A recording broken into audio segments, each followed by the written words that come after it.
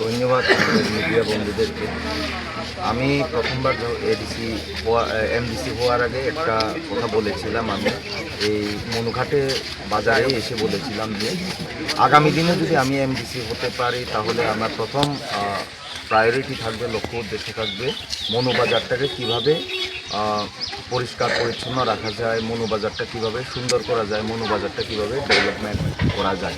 আর এটারও একটা পার্ট বা একটা অঙ্গ হিসেবে আমি আজকে মনুবাজারে এসেছি, এখানে ভিজিট করছি। বিভিন্ন জায়গাতে অনেক সমস্যা রয়েছে। আমাদের যারা বাজার কমিটির যারা প্রেসিডেন্ট সেক্রেটারি ওনারা রয়েছেন, বাজারের ব্যবসায়ীবৃন্দরা যারা রয়েছেন, ওনাদের সঙ্গে আমার যোগাযোগ হয়েছে। ওনারাও বলেছেন যে একবার ভিজিট করে দেখুন, কারণ এখানে দেখা যায় অনেকটা জায়গাতে আবর্জনা পড়ে রয়েছে এবং বিভিন্ন জায়গাতে একটা যে একদম রাস্তাঘাটের অসুবিধা হয়ে রয়েছে।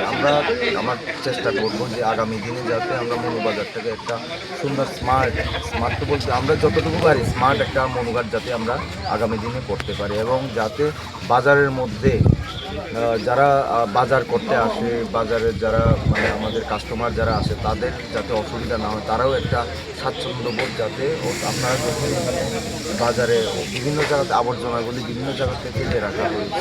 এবং আমি ফ্যাট মার্কেট যেটা সুপার মার্কেটে আমি গিয়েছি।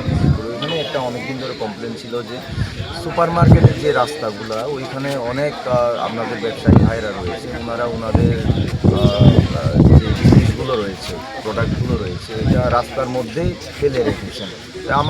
আমি অনুরোধ করেছি ওনাদেরকে রাস্তাটা যাতে থাকে, ভালো করে থাকে, এবং আবর্জনা যেটা রয়েছে এটাও যাতে আমরা বিডিও সাহেব কিছুক্ষণ আগে এসে গিয়েছে, আমি বিডিও সাহেবকে কল করেছি, উনি এসে গিয়েছেন, উনিও আশ্বাস দিয়ে গিয়েছেন যে আগামী দিনে আমরা যাতে এই আবর্জনা যাতে এমন করে না হয়, একটা সিস্টেমে যাতে আমরা, আবর্জনা তো অবশ্যই হবে, কিন্তু আবর্জনাগুলো যাতে একটা জায়গাতে এমন করে মজুদ রাখা না হয়, যার ফলে বাজারের যারা বাজার করতে আসে, যারা ব্যবসা বাণিজ্য করছে বাজারে, তাদের যাতে কোনো অসুবিধা না হয়। এই কারণেই আমরা আজকে দেখছি, আলোচনা করছি কীভাবে আমরা আগামী দিনে বাজারটাকে একটা পরিষ্কার পরিচ্ছন্ন বা সুন্দর করতে পারে।